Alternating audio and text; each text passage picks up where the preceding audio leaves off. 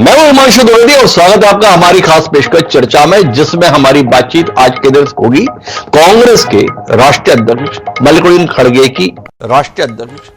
खड़गे की इच्छा पर। मल्लिकार्जुन खड़गे मीडिया से रूबरू हुए 2 दिन पहले और उन्होंने इच्छा जताई कि उनका मानना है कि राष्ट्रीय स्वयंसेवक संघ पर स्थायी रूप से प्रतिबंध लगाया जाना चाहिए। उस राष्ट्रीय स्वयंसेवक संघ पर प्रतिबंध लगाए जाने की इच्छा खड़गे जी बता रहे हैं, जो अपनी स्थापना के 100 साल पूरे कर रहा है। विजयादशमी के मौके पर 1925 में नागपुर की धरती से जन्मा आरएसएस आज विश्वव्यापी संगठन में तब्दील हो चुका है और वर्तमान में जो देश में सत्तारूढ़ राजनीतिक दल है भारतीय जनता पार्टी, उसकी मातृ संस्था के तौर पर लोग आरएसएस को देखते हैं।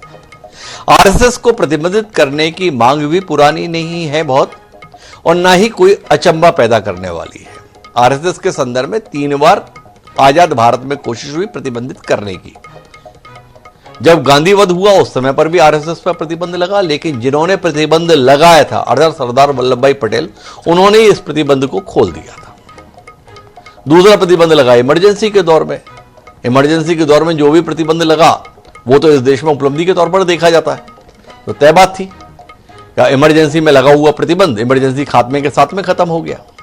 तीसरा मौका आया राम मंदिर आंदोलन के संदर्भ में, जब बाबरी ढांचा ढहाया गया तब पीवी नरसिम्हा राव की सरकार ने भी आरएसएस पर प्रतिबंध लगाया था, पर तमाम जांचों में आरएसएस की कोई प्रत्यक्ष भूमिका बाबरी ढांचा ध्वंस में नहीं पाई गई और उसी सरकार को आरएसएस के प्रतिबंध से मुक्ति का कदम उठाना पड़ा। तो अब खड़गे जी क्यों इस प्रकार की मांग कर रहे हैं? संदर्भ यह कि इस समय पर कर्नाटक में द्वंद्व चल रहा है। वहां पर कांग्रेस की सरकार है और भाजपा और कांग्रेस के बीच में आरएसएस के मुद्दे पर तनाव है। तो आज हम इसी पर बात करते हैं कि आखिर कांग्रेस को अपनी राजनीतिक समस्याओं को समाधान क्या संघ के प्रतिबंध के रूप में ही दिख रहा है? क्या संघ की मौजूदगी कांग्रेस को अपनी राजनीतिक हार का कारण दिखाई दे रही है, इसलिए संघ पर प्रतिबंध चाहते हैं? या मल्लिकार्जुन खड़गे की यह मांग संघ को और सर्वव्यापी बनाने में मददगार होगी, भाजपा को और खुलकर संघ के समर्थन में उस संघ को और जीवटता के साथ भाजपा को मजबूत करने के लिए प्रेरित करेगी? इस पर आज बात करेंगे। तो आज हमारा विषय यही है, आरएसएस प्रतिबंध का अरमान, कांग्रेस में आएगी जान। खड़गे की इच्छा कांग्रेस की जान ले लेगी या कांग्रेस में जान फूंक देगी? सवाल है, इसका उत्तर लेने की कोशिश करते हैं। हमारे साथ इस चर्चा का हिस्सा बनने के लिए 3 खास मेहमान हैं। हमारे साथ में डॉक्टर चिंतामणि मालवीय हैं, मूलतः संघ के कार्यकर्ता रहे हैं और भारतीय जनता पार्टी के प्रखर नेता हैं। हमारे साथ में डीके जैन साहब हैं, जो संघ समर्थक है, संघ विचारक है, वो हमारे साथ हैं। और हमारे साथ डॉक्टर शिवानंद हुल्यालकर जी हैं, प्रवक्ता हैं ऑल इंडिया कांग्रेस कमेटी के। आप तीनों का स्वागत है। तो बातचीत की शुरुआत हम डीके जैन साहब से करते हैं, जो संघ विचारक हैं, और उनसे ही समझने की कोशिश करते हैं कि संघ स्थापना के 100 साल पूरे होने पर देश भर में स्वागत संबंधी आयोजन हो रहे हैं। विचार के प्रचार प्रसार के लिए दुनिया भर के कार्यक्रम आपके द्वारा बनाए जा रहे हैं। क्या आपकी सक्रियता ने ही कांग्रेस के राष्ट्रीय अध्यक्ष को यह मांग करने के लिए प्रेरित कर दिया? क्या आपकी अति सक्रियता कांग्रेस को आपको प्रतिबंधित करने की मांग के रूप में सामने आ रही है? क्या कहते हैं जैन साहब, कुछ ज्यादा ही राजनीतिक रूप से आपने माहौल गर्मा दिया है? देखिए, संघ के 100 वर्ष तो निश्चित रूप से हमारा पूर्व कार्यक्रम था कि संघ की शताब्दी पूर्ण होने पर हम अपने अगले कार्यक्रमों का प्रस्तुतिकरण करेंगे, अगले प्लानिंग को जनता के सामने, योजनाओं को जनता के सामने रखेंगे, कार्यकर्ताओं स्वयंसेवकों के सामने रखेंगे। अपना 100 वर्ष पूरा होना एक बहुत महत्वपूर्ण और खुशी की बात है, उत्साह की बात है। बहुत कम संगठन विश्व में ऐसे होते हैं जो अपने 100 वर्ष पूरे करते हैं।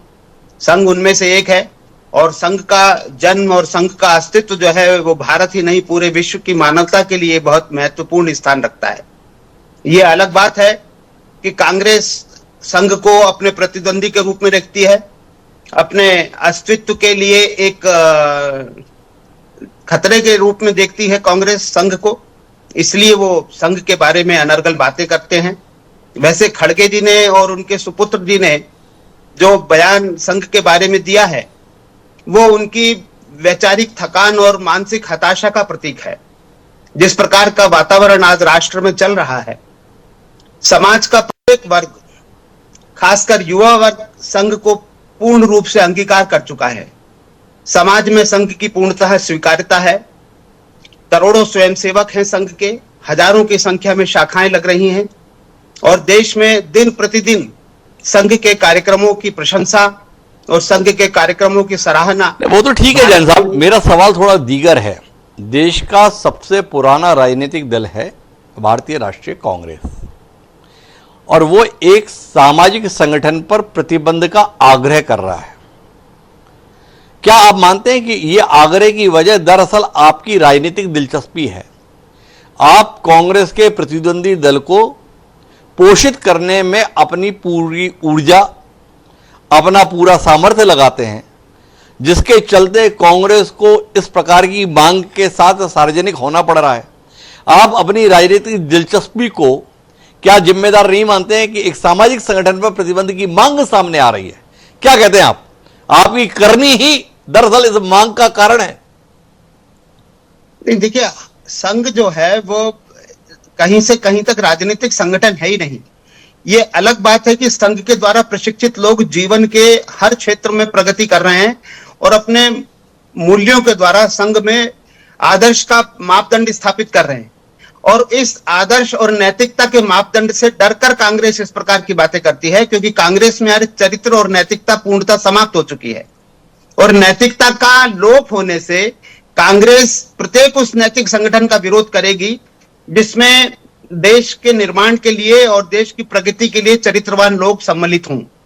कांग्रेस वस्तुतः आज ऐसे लोगों का संगठन बन गई है जहां चरित्र और नैतिकता की बात करना एक स्वप्न मात्र रह गया है। और कांग्रेस किसी भी प्रकार से चूंकि सत्ता प्राप्त करना चाहती है, और कांग्रेस उन आदर्शों को, उन सिद्धांतों को नहीं अपनाना चाहती जो राष्ट्र निर्माण में सहायक हों।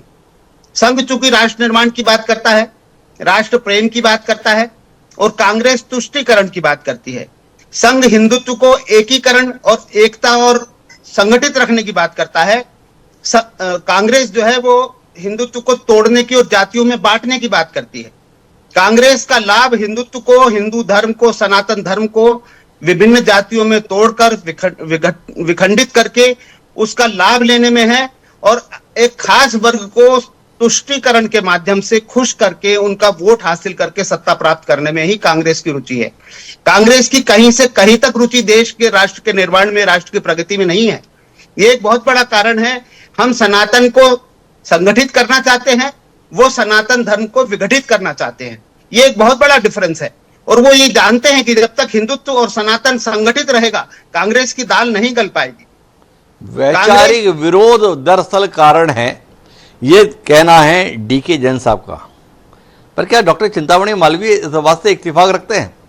एक अच्छा वाला सामाजिक संगठन जो चरित्र निर्माण के लिए समर्पित है, एक ऐसा सामाजिक संगठन जो राष्ट्र निर्माण में सन्नद्ध है, एक ऐसा संगठन जो भारतीय जीवन मूल्यों के प्रति समर्पित है, उसके प्रति देश का सबसे पुराना राजनीतिक दल प्रतिबंध का आह्वान सार्वजनिक मंच से कर रहा है। क्या आप नहीं मानते चिंतामणि जी? भारतीय जनता पार्टी की सत्ता लिप्सा, संघ के समर्पण और संघ की सफलता दोनों को सवालों के घेरे में ला देती है। आपका सत्ता के लिए संघ का इस्तेमाल करने का निरंतर प्रयास कांग्रेस को ऐसी मांग करने के लिए विवश करता है। क्या कहते हैं चिंतामणि जी? जब जेपी नड्डा जी कह चुके कि अब हम बड़े हो गए हैं, अब हमें संघ की जरूरत नहीं है, तो क्यों फिर संघ को जबरदस्ती में अपने साथ घसीटे रहते हो? थोड़ा इस विषय में बताओ ना चिंतामणि जी, क्यों संघ के श्रेय को आप कमतर कराने में लगे हुए हो? देखिए हिमांशु जी, कांग्रेस का विरोध जो है भारत और भारतीयता का है। वो देश की एकता और अखंडता की विरोधी है, देश की सामर्थ्य की विरोधी है, और एक सशक्त देश कांग्रेस को अच्छा नहीं लगता। और यहाँ जो देश प्रेम है, देशभक्त लोग हैं, वो भी कांग्रेस को अच्छे नहीं लगते। जहां तक भारतीय जनता पार्टी का विषय है कि भारतीय जनता पार्टी के कारण संघ पर प्रतिबंध की बात आ रही है, तो मैं ये कहना चाहूंगा कि जब भारतीय जनता पार्टी का कोई अस्तित्व नहीं था, जनसंघ का भी कोई अस्तित्व नहीं था, तब भी संघ पर प्रतिबंध लगाया था, और वो सिर्फ इसलिए लगाया था कि यहाँ की जो राष्ट्रवादी शक्ति है, वो राष्ट्रवादी शक्ति दबी रहे, वो संगठित ना हो, वो इकट्ठा ना हो, केवल सिर्फ इसलिए कि वो कहीं दिखाई ना दे, वो हिंदू समाज बिखरा रहे, टूटा रहे, कमजोर रहे, इसी में कांग्रेस जो है उसकी रुचि है और इसलिए संघ पर प्रतिबंध की बात है।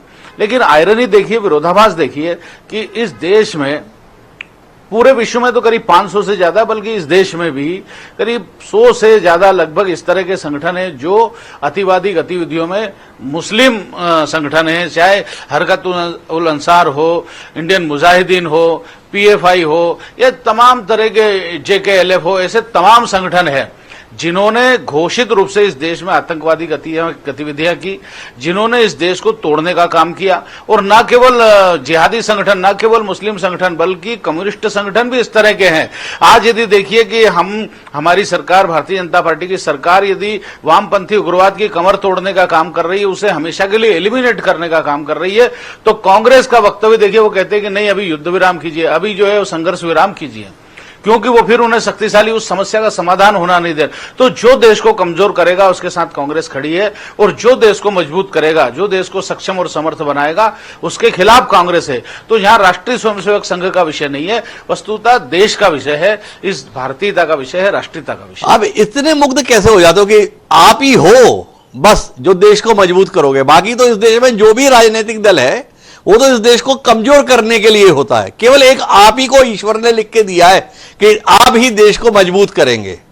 मतलब कांग्रेस के शासनकाल में देश की तरक्की के लिए तमाम काम हुए, उनको आप स्वीकार नहीं करेंगे। पर मेरा सवाल आपसे फिर से यह है कि आखिर संघ के संदर्भ में कांग्रेस इतनी मुखर है, इसकी एक बड़ी वजह यही समझ में आती है कि जहां चुनाव आते हैं वहां पर संघ सामाजिक संगठन होते हुए भी राजनीतिक रूप से सक्रिय हो जाता है। संघ के प्रचारक भारतीय जनता पार्टी में संगठक की भूमिका में दिखाई देते हैं। क्या आप नहीं मानते कि संघ जैसे सामाजिक संगठन का हद से ज्यादा राजनीतिक इस्तेमाल उसके उस समर्पण, उसकी उस कर्मठता, उसकी देश के प्रति सेवाओं के संदर्भ में सम्मान से वंचित रखता है, जो वस्तुतः उसे मिलना चाहिए? क्या भाजपा को इस बात की कोई आत्मग्लानि है? ये सवाल है मेरा आपसे। देखिए, इस बात का सवाल, चूंकि मैं तो एक छोटा सा स्वयंसेवक हूं, लेकिन इस बात का जवाब जो है परम पूजनीय सरसंघ चालक जी ने स्वयं दिया कि भाई जो हमारे सिद्धांत हैं, हमारी मान्यताएं हैं, हमारा जो दर्शन है या हम जो सोचते हैं उसका जो समर्थन करेगा हम उनके साथ हैं।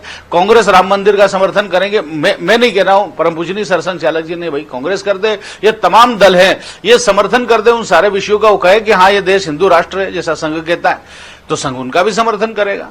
वो कहें कि राम मंदिर बनना चाहिए। आपके संदर्भ में तो समझ में ही नहीं आता कि आप किसके साथ हो, किसके साथ नहीं हो। गाय हमारी माता है, आप हमें बताते हो। गाय के कत्ल के संदर्भ में आप सवाल उठाते हो, गौवंश के लिए अपने आप को समर्पित बताते हो, और वो आपके संसदीय कार्य मंत्री गर्व के साथ बोलते हैं हाँ मैं बीफ खाता हूं, और उनको आप मंत्री बनाते हो। आप मुसलमानों के संदर्भ में तुष्टीकरण की बात कांग्रेस के लिए कहते हो, और जब जम्मू कश्मीर में चुनाव होते तो बताते हो कि ईद में मुफ्त का सिलेंडर देंगे। ये दोनों विरोधाभास के साथ आप अपने आप को कैसे जोड़ लेते हो? देखिए, मुसलमानों को टारगेट करके कोई सुविधाएं देना, जैसे हम केवल हज के लिए सब्सिडी देंगे, तीर्थों के लिए नहीं देंगे, तो फिर ये एक तरह का तुष्टीकरण हुआ। अगर सबको सिलेंडर दे रहे हैं तो उन्हें भी सिलेंडर देंगे। ये तो एक लोकतांत्रिक भावना में समता का जो भाव है उसका प्रकटीकरण है। अगर कांग्रेस कह देती कि ईद पर सिलेंडर देंगे तो तुष्टीकरण हो जाएगा, और अगर भारतीय जनता पार्टी के सम्मानित नेता जम्मू में कह रहे हैं कि ईद पर सिलेंडर देंगे तो यह सर्वधर्म संभाव हो जाएगा। देखिए, जो बात त्योहार की है, बात उत्सव की है, केवल ईद का नहीं। जैसे वहां चूंकि मुस्लिम बहुसंख्या है, त्योहार वहां यही होता है, तो फिर उस तरह की सुविधा की बात है। तो ये तो उसमें मुझे नहीं लगता कि कोई तुष्टीकरण है। तुष्टीकरण तो जब होता है कि केवल आप मुसलमानों को लैपटॉप दोगे, जो कर्नाटक में हो रहा है कि केवल उन्हीं को गाड़ी की सब्सिडी दी जाएगी, उनको कार खरीदने में, उनको गाड़ियां खरीदने में सब्सिडी दी जाएगी, उनको नौकरियों में आरक्षण दिया जाएगा, और आप बताए धारा 370 का समर्थन करेंगे, और आपको विशेष जो है व्यक्तिगत कानून जिसको कहें। हमारे साथ में कांग्रेस की वरिष्ठ नेता प्रताप भानु शर्मा जी भी जुड़ गए हैं, उनके पास जाऊं उससे पहले जैन साहब से भी इस पर प्रतिक्रिया ले लेता हूं। क्या कहते हो जैन साहब? ईद पर सिलेंडर, बीफ खाने वाले को मंत्री, आप करें तो जायज, दूसरे के संदर्भ में सब नाजायज, क्या कहते हो आप? तो आदरणीय, ये राजनीति का विषय है और संघ का राजनीति से लेना देना नहीं है। संघ तो सिर्फ अपने कार्यकर्ताओं का समर्थन कर अपने स्वयंसेवकों के पीछे खड़ा है। संघ का एक ही राष्ट्रवाद ही हमारा मेन ध्येय है और राष्ट्र के निर्माण में जो भी काम हो सकता है, जो भी तरीका हो सकता है, उसका हम समर्थन करेंगे। अब अगर जम्मू कश्मीर को भारत के साथ जोड़े रहना है दीर्घकालीन तक और वहां की बहुसंख्यक जनता को भारतीय भावनाओं के साथ जोड़े रहना है और राजधर्म का भी निर्वाह करना है, तो हो सकता है राजनीतिक रूप से यह निर्णय लिया गया हो। उसमें कोई बहुत बड़ी विषय की बात नहीं। अगर दीपावली को सिलेंडर दिया जा सकता है तो ईद को भी दिया जा सकता है, लेकिन अगर दीपावली को नहीं दिया जाएगा, सिर्फ ईद पे ही दिया जाएगा, तो ये तुष्टीकरण हो सकता है। जिस प्रकार कर्नाटक में हो रहा है कि सिर्फ मुस्लिम लोगों को ही गाड़ियों की सब्सिडी दी जाएगी, गाड़ी लेने के लिए उनको लोन दिया जाएगा, उनको बाहर शिक्षा के लिए स्पेशल लोन सिर्फ मुस्लिम छात्रों को दिया जाएगा, हिंदुओं को नहीं दिया जाएगा, तो ये पक्षपातपूर्ण व्यवहार है और ये तुष्टीकरण कहलाएगा। तो ये तुष्टीकरण कहलाएगा, ये जैन साहब का कहना है। लेकिन मैं आता हूं प्रताप भानु शर्मा जी के पास और प्रताप भानु शर्मा जी से जानना चाहूंगा, राजनीतिक रूप से बिल्कुल ही हार चुके हो गया प्रताप भानु जी आप लोग। वह आपके माननीय राष्ट्रीय अध्यक्ष मल्लिकार्जुन खड़गे जी भारतीय जनता पार्टी के नेतृत्व की सरकार के दौर में मांग कर रहे हैं कि आरएसएस पर प्रतिबंध लगा दिया जाना चाहिए पूर्ण तरीके से। जहर फैलाता है यह संगठन, जो काम अपनी सरकारों के रहते नहीं किए अब वो चाह मोदी जी से कर रहे हैं। क्या कह रहे हो प्रताप भानु जी? अब हमसे तो आप निपट नहीं रहे हो, आप अपने आप को मार लो ऐसी चाह रख रहे हो, क्या कहते हो? आरएसएस की भूमिका जो डिफाइन की गई थी उसके अनुसार तो है नहीं, और जितना ये राष्ट्रवादी अपने आप को संगठन बताते हैं, उनकी सरकार होने के बाद ही वो राष्ट्रीय नजरिए से काम नहीं कर रहे हैं। और इनका इतिहास यही बताता है कि अंग्रेजों की मुखबिर रही आरएसएस और बीजेपी जनसंघ। उस समय तत्कालीन इन लोगों ने मिलकर अंग्रेजों का साथ दिया, देश की आजादी की लड़ाई में कोई योगदान नहीं। अब इसके बाद यदि आप देखें कि राष्ट्रीय ध्वज को इन्होंने जलाया, संविधान को धता बताते हैं। यदि राष्ट्र देश संविधान के हिसाब से चल रहा है तो इनका विधान किस काम का, जिसका लिखा हुआ कोई विधान ना हो, जिसका कोई सोच ना हो, और अपने आप को सांस्कृतिक संगठन कहकर उनकी सरकार में भी वो दंगे फसाद सांप्रदायिक, कहीं हिंदू मुसलमान और कहीं पता नहीं काका की बातें करते रहते हैं। समाज को विभाजनकारी यदि नीतियां ये नहीं बदलेंगे तो खड़गे जी ने जो कहा है कि इस तरह की विचारधारा का कोई आज के समाज में स्थान नहीं है। भानु जी आपकी बात से समझूं तो पंडित जवाहरलाल नेहरू को भी समझ नहीं थी, इंदिरा गांधी को भी कोई बहुत अकल वकल थी नहीं, राजीव गांधी की समझ पे भी उनका एतबार नहीं रहा, नरसिम्हा राव की भी बुद्धि जवाब दे गई थी। तो इसलिए अब खड़गे जी को लगता है कि ये समझ, ये बुद्धि, ये चातुर्य केवल नरेंद्र मोदी जी के पास है। इसलिए खड़गे जी ने अपनी पार्टी के रहते हुए जो अपेक्षा नहीं की वो अब वो नरेंद्र मोदी जी से कर रहे हैं। क्या कहते हो आप अपने नेता की इस समझ पर? देखिए मंशु जी, चाहे पंडित जवाहरलाल नेहरू जी का समय रहा हो, इंदिरा जी या राजीव गांधी या नरसिम्हा राव जी का समय रहा हो, इनकी ये हिम्मत नहीं थी कि इस तरह के हिंदू मुसलमान के नाम पर देश को बांटे, जी, धार्मिकता और हमारे नफरत का जहर फैलाएं। वो डर नाम की चीज हमारे भारत सरकार में और भारत के प्रधानमंत्रियों में थी। और ये तो कोई छिपा हुआ सत्य नहीं है, जब सबको जग जाहिर है कि इनके ऊपर प्रतिबंध महात्मा गांधी की हत्या के बाद में सरदार पटेल साहब ने लगाया था। इसके बाद से इनके आचरण ठीक हुए, कुछ चलते गए, अपने आप को सांस्कृतिक संगठन कहते गए। अब ये सांस्कृतिक संगठन नहीं रह गए, ये विचारधारा पर समाज को बांटने वाले, भेदभाव फैलाने वाले, संविधान की कसम खाते ही नहीं कभी। तिरंगे का आप 4-5 साल 8-10 साल से सम्मान करने लगे, इसके पहले भानु जी मैं आपसे दूसरे विषय पे लेके चलता हूं। देखो हेडगेवार जी ने बनाया था राष्ट्रीय स्वयंसेवक संघ, उनके एक साथी थे, उनका नाम था डॉक्टर नारायण सुब्बा राव हार्डीकर, वो भी कांग्रेसी थे। 1923 में उन्होंने एक दल गठित किया था कांग्रेस की विचारधारा से प्रेरित होकर, उसको हमने जाना राष्ट्रीय सेवा दल के रूप में। आप लोग बड़ा नारा लगाते हैं, भारत के वीरों का दल, सेवा दल, सेवा दल।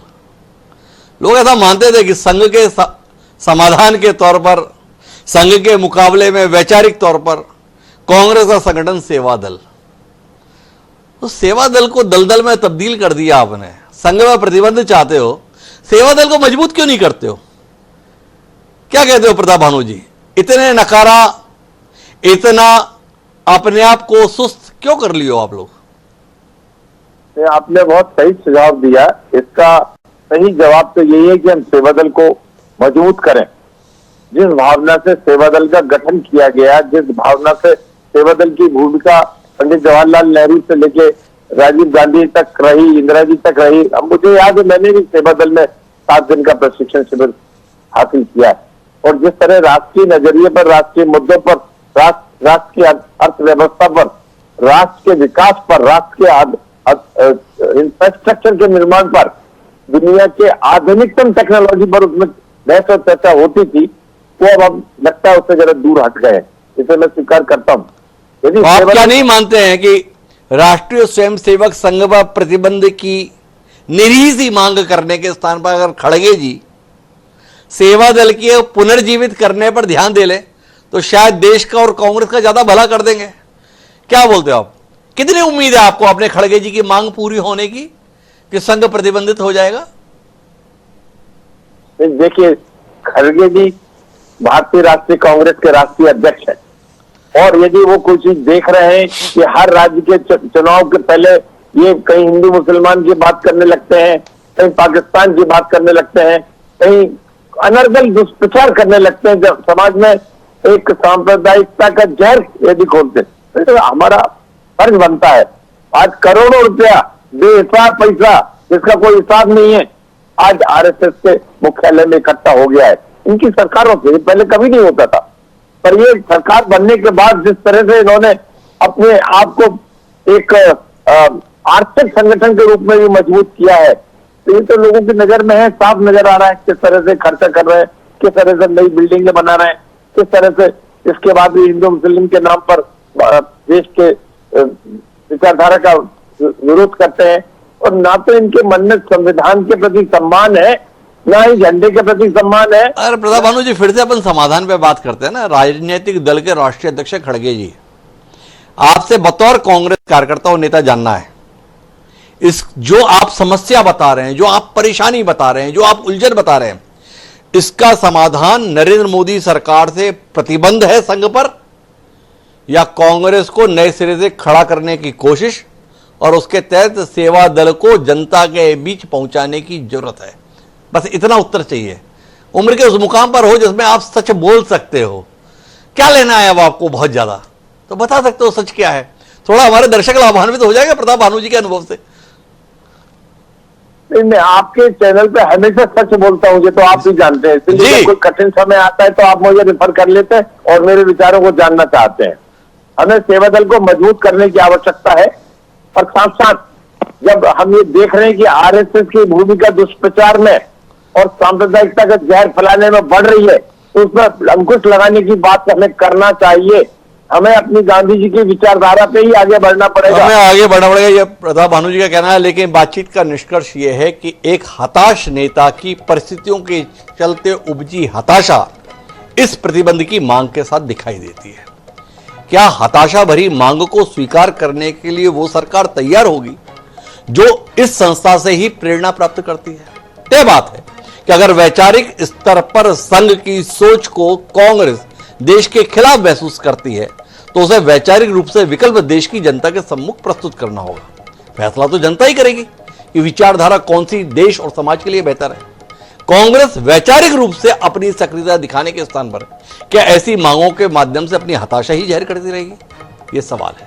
आने वाला समय इसका उत्तर देगा। लेकिन आप तीनों मेहमानों का बहुत बहुत धन्यवाद हमारे साथ इस विमर्श का हिस्सा बनने के लिए। आज के इस कार्यक्रम में इतना ही। दीजिए मुझे याद, सादा प्रणाम।